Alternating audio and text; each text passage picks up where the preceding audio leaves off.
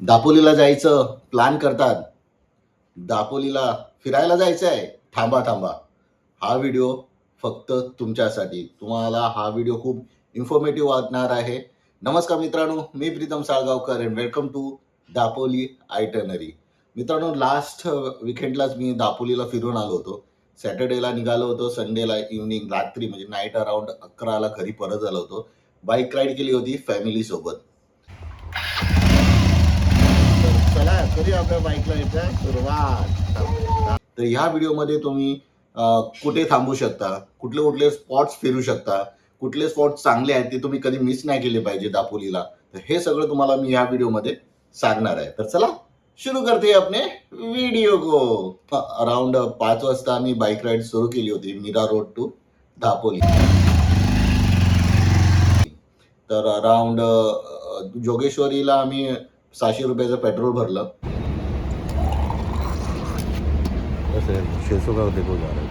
तिकडनं मग first hold आम्ही पनवेलला घेतलेलं, कारण की पनवेलला मोस्ट ऑफ दी बायकर्स आणि हे सगळे थांबतात, कारण की तिकडनंच आपला खरा रूट कोकणचा रूट सुरू होतोय. छोटासा होल्ड घेतलाय कारण की इकडनं आपण टर्न घेतो, आपलं कोकण रूट सुरू होता, तर खूप सारे बायकर्स इकडे थांबतात. तसे मॉर्निंगचं खूप थंडी होती रोडला. आलेले आहेत आता इकडनं अजून 2.25 तास दाखवतोय. तसं बघायला गेलं तर मुंबई गोवा हायवे म्हणजे माणगावच्या पर्यंत तर तसं ठीकच आहे, म्हणजे एवढे काही खराब नाही आहेत. मध्ये मध्ये पॅचेस आहेत पण ठीक आहे. पण जसंच तुम्ही माणगाववरनं राईड घेता दापोलीला जायला, पहिला आम्ही विचार केला होता की खेड मागे येऊन मग दापोलीला जाऊया, पण आमच्यासाठी रूट नवीन होता, तर बोललो जे रूट दाखवतोय गुगलच्या तेच आम्ही घ्यायचं. पण गुगलवरनं एक लक्षात आलं इम्पॉर्टंट पॉईंट या नोट तुम्हाला सांगतोय. तर तुम्ही जेव्हा नवीन ठिकाणी फिरायला जात असाल ना, तर ऑफलाईन गुगल मॅप डाउनलोड करायला विसरू नका, ते खूप युजफुल आहे. आणि दुसरी टिप होती जी चूक मी केली. ॲक्च्युली कसं माहिती आहे, मी रोडवरनं वाया ठाणे जाऊ शकतो, मी नेहमी जातो, पण यावेळी घोडबंदरचा रोड खूपच खराब आहे, तर मी विचार केलेला वाया मुंबई होऊन मुंबई बँगलोर हायवे घेऊन पनवेलला निघूया. तर माझ्यासाठी म्हणजे खूप वर्षाच्या नंतर मुंबई साईड निघत होतो आणि सकाळचे 5 होते, म्हणून मी गुगल मॅप लावलं. बँड्रावरनं आपण चेंबूरवरनं लेफ्ट घेतो, पण आपण साईन राईट दिलं मला घ्यायला. तर जसं जसं पुढे पुढे जायला लागलो ना, तर तिकडे होर्डिंग्स म्हणजे जे बोर्ड्स लावतात तिथे ते दाखवायला लागले की अटल सेतू. थोडं मला काय कळलं नाही, पण जसं जसं मी मजगाव रॉकपर्यंत पोहोचलो तसं त्याच रूटला, त्यावेळी लक्षात आलं की अरे अटल सेतूवरती तर बाईक अलाउड नाही. नंतर मी बघितलं मॅपवरती, तर मी ते कार सिलेक्ट केलं होतं, बाईकचं नाही. तर परत बाईक सिलेक्ट केल्यावरती मला परत अर्धा तास मागे फिरायला लागलं, म्हणजे मुंबई बँगलोर हायवेला म्हणजे पाठी, म्हणजे अर्धा तास माझं तिथे वेस्ट गेलं.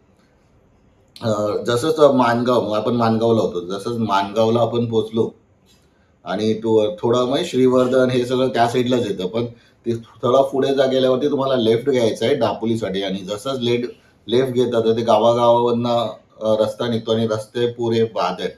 म्हणजे मला असं वाटतं की टुरिस्ट प्लेस आहे, तर मेन काय असेल, लोकांना येण्यासाठी रस्ते चांगले असले पाहिजे. दापोलीचे सगळे रस्ते बाद आहेत, एकदम अक्षरशः बाद आहे, म्हणजे कॅनॉट एक्सप्लेन, एकदमच खराब आहे. तर तुम्हाला प्लॅन करत असाल तर हे विचार करूनच आला की रस्ते पुरे बाद आहेत आणि तुमचं शेड्यूल तसं ठेवा. तर मी घरातनं निघालेलो, तर मी अराउंड 12चा टायमिंग ठेवला होता की पोचतो आपण आपल्या होमस्टेकडे. आणि होमस्टेचं चेक इन पण ते 11 ते 12च्या ह्याच्यामध्येच असतात तिकडचे. तर मी अराउंड 12 वाजता 12:15 वाजता माझ्या होमस्टेला पोचलो होतो. आता वरूनच दाखवतो, नंतर तुम्हाला खालून दाखवतो. हे बघा, वरून असं दिसतं सामने, असं व्ह्यू आहे. आणि इकडे गेलात काय बीचेस आहेत तुम्हाला, तिथे त्यांचं किचन आहे आणि हे असे रूम्स असे रेंटने ते देतात. आणि हे असं थोडंसं ग्राउंड आहे, तिथे छोटंसं स्विमिंग पूल आहे. आणि हा रूम आम्हाला बुक माय ट्रिपमधनं आम्ही केलेला आहे. हा बघा, छोटाच रूम आहे. या साईडला बाथरूम आहे.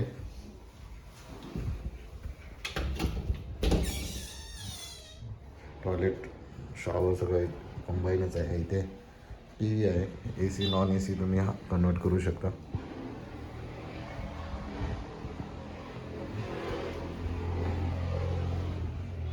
आणि बाहेरचं सराउंडिंग असं आहे. यूट्यूबचे व्हिडिओ जे ऑलरेडी गेले आहेत त्यांचे व्हिडिओज पाहिले होते. कुठल्या स्टेला आपण म्हणजे आपला स्टे बुक करूया, जेणेकरून सगळे स्पॉट्स आपल्याला जवळ मिळतील. तर मी मुरुड म्हणजे बीचपासून 2 किलोमीटर मागे बुक केलं होतं. कारण की बीच टच जेवढे पण तुम्ही हॉटेल्स बुक करता ना, ते अफाट महाग दाखवतो. खाली 1 दिवसाचा स्टेचं 4,500-5,000 घेते. No use. मी कोकोनट होमस्टे बुक केला होता, कोकोनट कॉटेज होमस्टे. 2,000त काम होतं मित्रांनो. डायरेक्ट मी तुम्हाला नंबर देतो. डायरेक्ट फोन करून गेलात तर नॉन एसीचे 2,000, एसीचे 2,500 आणि ग्रुप बुकिंग केला तर अराउंड ₹1,500 घेतात. त्याच्यात पण तुम्हाला 2 टाइम लंच आणि ब्रेकफास्ट भेटेल ग्रुप बुकिंगसाठी. हा रोड आहे, रोड टचच प्रॉपर्टी आहे ही बघा, कोकोनट कॉटेज. आणि इकडनंच 2-2 किलोमीटरच्या वरती सगळे बीचेस आहेत. म्हणजे मुरुड बीच जवळ आहे, नंतर त्याच्यानंतर करडेच्या नंतर लघर बीचला जाऊ शकतो तुम्ही. आणि हे असं सामने त्यांचे कॉटेज आहे. इथे एक आहे आणि या साईडला एक आहे. आपल्याला इथे रूम दिलेला आहे सेकंड फ्लोअरला. या साईडला स्विमिंग पूल आहे, तिथे किचन एरिया आहे. आणि जर हेच तुम्ही कुठल्या साईटवरनं बुक करून गेलं तर ₹500-600 तुम्हाला अजून महाग पडणार. पण बीच टच तुम्ही घेतलात तर थोडे अजून महाग पडतात. तर मी मुरुडला का घेतलं ते सांगतो. कारण की मुरुड पासून म्हणजे लेफ्टला गेलात ना, लालघर बीच मिळतं, कर्दे बीच, आणि मग तुम्ही मुरुड बीच करून परत हॉटेलवर येऊ शकता. म्हणजे एका लाईनीतच येतं. या तुम्ही लाडघरला घेतला तर परत तुम्हाला मुरुडवर असे पाठी जावं लागेल आणि तिकडनं मग दुसरे स्पॉट्स लांब पडणार. तर माझ्या मते जर तुम्ही मुरुडला जर घेता स्टे, तर तुम्हाला हे सगळं चांगल्यापैकी कव्हर करू शकता. तर आम्ही 12 वाजता हॉटेलला पोहोचलो होतो. फ्रेशनअप होऊन ज्यांचं म्हणजे ते लगेच कुकिंग करून ऑर्डर दिल्यावर कुक करतात आणि सर्व करतात. म्हणजे ते बनवून ठेवत नाहीत. तर अराउंड 2-2.5 वाजले आम्हाला लंच करायला. लंच केल्यावर 1-1.5 तास आम्ही झोपलो. मग आम्ही 4ला परत निघालो. 4ला आम्ही लालघर बीचला गेलो. तिथे 15-20 मिनिटं स्पेंड केलं. म्हणजे इतिहास आहे या बीचचं. म्हणजे असे बोलतात की भगवान परशुराम युद्धाच्या नंतर तिथे स्थान केलं होतं म्हणून पुरा समुद्र असं लाल दिसतं. आणि मोस्टली ऑन अमावास्या आणि पौर्णिमाच्या दिवशी तो समुद्र पुरा लालसर दिसतं, म्हणून लाल तांबूस समुद्र असं पण बोललं जातं. पण मला एवढं काही खास वाटलं नाही ते बीच. तिकडनं कर्दे बीच एकदम छोटं बीच आहे. ऍक्च्युली तिकडे रॉकी पॅचेस जास्त आहेत. तर खूप लोक तिथे खाली फोटो काढायलाच येतात. म्हणजे एवढं काही हॅपनिंग नाही. लालघर बीचला तुम्हाला वॉटर स्पोर्ट मिळतं. कर्दे बीचला तुम्ही फोटोशूट आणि चांगले साईट सीन्स आहेत. पण कर्दे बीचला ना इकडे असे दगडे खूप आहेत, तर तुम्ही फोटो चांगल्यापैकी घेऊ शकता. आता ऑलमोस्ट सनसेट व्हायला आला आहे आणि खूप जण इकडे फोटोशूटच करताना दिसत आहेत. तर तुम्हाला जर बीचचा एन्जॉयमेंट करायचा असेल तर लालघर बीच आहे तो. या मुरुड आता जाऊ तर मला वाटतं तिथे जास्त पब्लिक असतील, कारण की वॉटर स्पोर्ट या 2 बीचवर होतात. तिथनं आम्ही 5-5 मिनिटाच्या डिस्टन्सवरतीच हे सगळे बीच आहेत. तिकडनं आम्ही मुरुड बीचला आलो. मुरुड बीचला आल्यावर मला असं वाटलं की सगळेच म्हणजे पर्यटक तिथेच आलेले आहेत. म्हणजे आपला गोराईचा, मी मिरावडला राहतो, आमच्या इकडे बोरवलीला गोराई बीच आहे. तर सेम टू सेमच तसंच बीच आहे. गाड्या पुढे तुमच्या बीचेसवर जातात आणि खूप क्राऊडेड असतो. तर मित्रांनो पोचलो आपण मुरुड बीचला. हा सगळ्यात क्राऊडेड बीच आहे. बापरे, म्हणजे मग अशी वाटत होतं की सगळे पर्यटक गेले कुठे. मला वाटतं सगळे पर्यटक मुरुड बीचला झाले. हे बघा पुरा जाम आहे. हा सेम संडेचा गोराई बीच वाटतोय मला. गाड्या बिड्या बघा किती आहे. उंट पण आहे तिकडे. बापरे.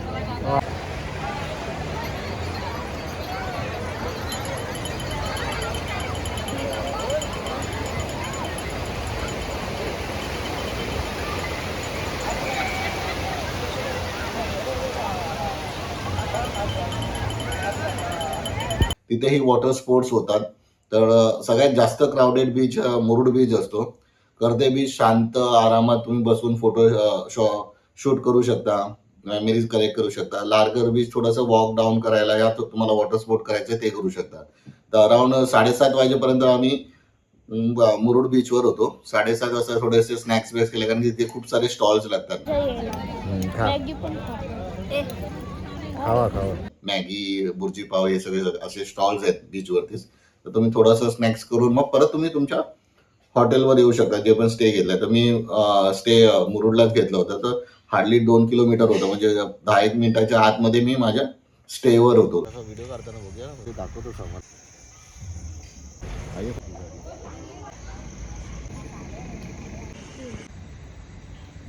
संध्याकाळी जेवलो बिवलो झोपलो मस्तपैकी. सकाळी 8:30च्या दरम्यान आम्ही उठलो. दुसऱ्या डे टूला आम्ही उठलो. म्हणजे तिकडे थोडं नाश्त्याला लेट होत होतं, म्हणजे आम्हाला चेकआउट पण करून निघायचंच होतं. तर ते बोलले की तुम्ही जवळच इथे केशवराज मंदिर आहे, one of the must visit. दापोलीला तुम्ही जाता तर केशवराज मंदिरचा जो रस्ता आहे, जर तुम्ही कार घेऊन जाता तर तुम्हाला खाली उभ्या करावं, गाडी पार्किंगमध्ये ठेवावी लागते ती कार, आणि तिकडनं अराउंड 200 स्टेप्स आहेत. ते चढून मग मंदिराकडे जाऊ शकता. जर तुम्ही बाईक घेऊन जाता तर डायरेक्ट मंदिराच्या पायथ्याशी बाईक जाते. पण ती जो रस्ता आहे खूप नॅरो आहे. जर तुम्ही नीट चालवत असाल तरच घेऊन जा. मी माझ्या मुलासोबत गेलो होतो, वाईफ, मुलगा आणि मी. तर आम्ही डायरेक्ट पायथ्याशी बाईक घेऊन गेलो होतो, तर मंदिराच्या पायथ्याशी पोहोचलेलो. मंदिर खूप चांगलं आहे. जाताना रस्ते पण गावागावामधनं आहे. वॉकडाऊन पण केला तरी पण सिनिक आहेत. नारळ पोपळीची झाडं आहेत. खूप चांगला रस्ता आहे. कधी वेळ निघून जाईल तुमचा, अर्धा तास तरी लागेल तुम्हाला तेवढे ट्रेल करायला. पण मंदिर खूप छान आहे. खूप म्हणजे 12ही महिने एक झरण्यातनं पाणी येतो डोंगरातनं. तो मस्त नदीच्या तोंडातनं बाहेर पडतो. तर हे 12 महिने असते पाणी. आणि इकडनं येतं. ते दिसतं ना वरती. खालना पुरा देवघाट क्लिअर दिसते इकडनं बघा. म्हणजे मंदिराचं इकडे आणि इकडे देव बसले ते बघा. वा, चला निघा मित्रांनो. तर हे रिफ्रेशमेंट आहे ना, ते झरायचा जो पाणी आहे त्याचाच आहे. आणि मंदिराचं ॲटमॉस्फिअर पण खूप छान आहे. तो आम्ही केला. तिकडनं रिटर्न आम्ही हॉटेलवर आलो, ब्रेकफास्ट केला आणि चेकआउट केलं. बघा, तुम्हाला पाहिजे तर तुम्ही कॉन्टॅक्ट करू शकता त्यांना बुकिंगसाठी. आणि बाकी इतर वेबसाईटपेक्षा जर तुम्हाला डायरेक्ट कॉन्टॅक्ट केला तर थोडं स्वस्त पडेल. चेकआउट केल्यावर तिकडनंच परत 10 मिनिटाच्या लेफ्ट साईडला मुरुडच्या इकडनं तुम्ही हरणे बंदरवर जाऊ शकता. हरणे बंदरवरती डॉल्फिन पण बघायला जातात. म्हणजे 300 कुछ कॉस्ट असतो एका एका पॅसेंजरचे. ते तुम्हाला अराउंड लवकर जावं लागेल जर तुम्हाला जायचं असेल तर. बोटीमधनं आत घेऊन जाऊन, म्हणजे पेशन्सचं काम आहे, म्हणजे तुम्हाला थांबावं लागेल तिथे. तर म्हणजे दिसले तर चांगले, नाही दिसले तर ते म्हणजे लक असतो. पण तुम्हाला जायचं असेल तर हरणे बंदरकडनं ते डॉल्फिन बघायला घेऊन जातात. तर तिकडनं हरणे बंदर, हरणे बीच, आणि नंतर ते लिलाव बिलाव होतं, ते सगळं तुम्ही हरणे बंदरला बघू शकता. हरणे बंदरच्या जवळच सुवर्ण दुर्ग किल्ला आहे. जर तुम्हाला व्हिजिट करायचं असेल तर तुम्ही ते किल्ला व्हिजिट करू शकता. आम्ही स्किप केलं होतं कारण की आम्ही चेकआउट केलं होतं आणि सगळे बॅग बिग म्हणजे होते बरोबर. तर ते सगळं ठेवून निघायचं, परत जायचं, म्हणजे म्हणून आम्ही ते स्किप केलं. पण हरणे बंदरच्या बाजूलाच आहे सुवर्ण दुर्ग किल्ला. तिकडनं निघाल्यावरती अंजली बीचवर जाता तुम्ही, म्हणजे लाईनीतच आहे. तिकडनं अंजली बीच 10-15 मिनिटाच्या दुरीवर आहे. मित्रांनो, पोचलो आपण अंजली लेकला. तर हे बघा असं आहे. ऊन आहे तर जास्त उन्हात आता खेळणार नाही, तरी पण कॅम्पला जायचं आहे पुढे पुढे. तर आला आहे तिकडे. तर हे असं आहे पुरा. हे बघा, हे लेस क्राऊडेड असतो पुरा. अंजली बीच केल्यावरती तुम्ही कड्याच्या गणपतीला जाऊ शकता. एक मस्ट विजिट स्पॉट आहे. खूप सुंदर मंदिर आहे. तर लीना थांबते. बॅग खूप वजन झाले, पाठीवर घेऊन चालायचं म्हणजे त्रासच आहे. तर लीना थांबते. मी आणि चॅम दर्शन करून येतो आहे. तर हे बघा, बाहेरून असं मंदिराचं दिसतं आहे. कड्यावरील श्री गणपती देवस्थान अंजली आहे. असं बोललं जातं की जरा मंदिराच्या जरा पुढे गेलात, काय बोलता जातं की गणपतीने पहिलं पाऊल तिथे टाकलं होतं आणि दुसरं पाऊल मंदिरात ठेवलं होतं. तर ते ठसे पण आहेत पायाचे. 2-3 मिनिटाचं वॉक आहे. तर सगळे खूप जण जात आहेत पुढे बघा. आणि सी व्ह्यू बघा काय भारी वाटतंय. का मग तिकडनं भेटेल आपल्याला बघायला. जाऊया पुढे. गणपतीचे पाऊल ते बोलतात पहिलं पाऊल इथे ठेवलं होतं आणि मग मंदिराकडे तिकडे. आणि इकडनं हे बघा सी व्ह्यू किती मस्त वाटतोय. क्लास. चला पाया पडून घ्यायचे. आम्ही इथेच बसले. आपण पायाकडे तुम्हाला दाखवतो. हे बघा पाऊल पुरा दिसतोय.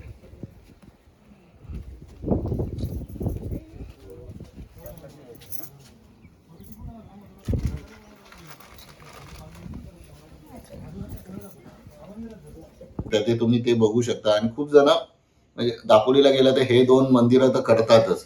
तर आम्ही ते केल्यावरती आम्ही रिटर्न दापोलीला आलो आणि परशुराम भूमी बघितली. तर हा एक स्पॉट होता ना, तो आम्ही जरा चुकला होता. जर तुम्ही बीचेस साईडला स्टे घेता तर लालघर बीचच्या बाजूला परशुराम भूमी आहे. तर फर्स्ट डेला तुम्ही काय करू शकता, जर आता आमच्यासारखं तुम्ही मुरुड बीचला घेतलात स्टे, तर पहिलं परशुराम भूमी बघा. तिथनं 10-1 मिनिटाच्या दुरीवरच आहे लालगड बीचच्या. तिकडनं आल्यावरती लालगड बीच बघा, कर्दे बीच, मुरुड बीच आणि बॅक टू युअर स्टे.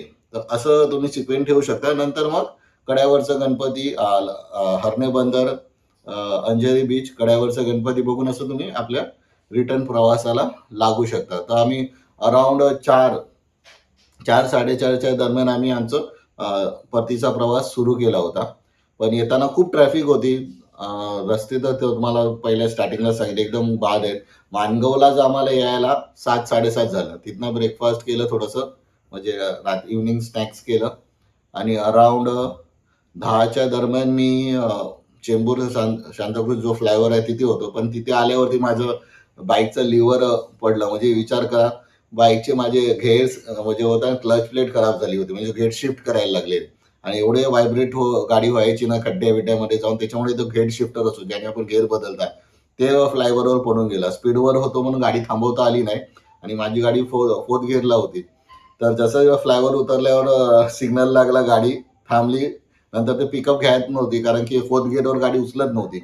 आणि 10-10:30 झाले होते, तर मोस्टली सगळे गॅरेज पण रस्त्याला जे असतं ते बंद झाले होते. खाली ते टायर पंक्चर काढताना तेच होते.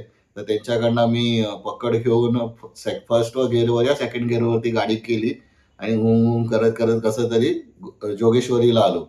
जोगेश्वरी गोरेगाव. तर तिकडे एक गॅरेज बंद करतच होता. त्याच्याकडे विचारलं लिव्हर आहे का, म्हणजे ते गिअर शिफ्टर. पण तो बोलला नाही आहे. पण त्याने एक जुगाड केला. त्याच्याकडे जे भंगारमध्ये गाड्या उभ्या होत्या ना, त्याच्या एक गेट शिफ्टर काढून मला लावली आणि मग ते करत करत तसं करत करत मी 11:15 पर्यंत घरी आलो. तर असं होतं पुरं दापोलीचा आयटनरी. जर तुम्हाला अजून काही प्रश्न असतील तर कमेंट बॉक्समध्ये तुम्ही मला विचारू शकता. मी तुम्हाला दापोली रिलेटेड सांगेन.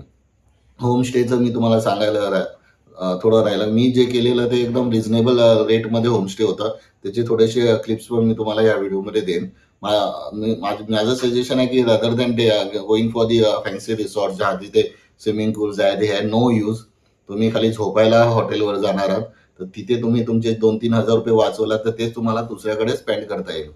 तर व्हिडिओ आवडला असेल तर व्हिडिओला लाईक, शेअर आणि सबस्क्राईब करायला विसरू नका. लवकरच भेटूया नव्या एपिसोडमध्ये. टिल देन, देवा काळजी.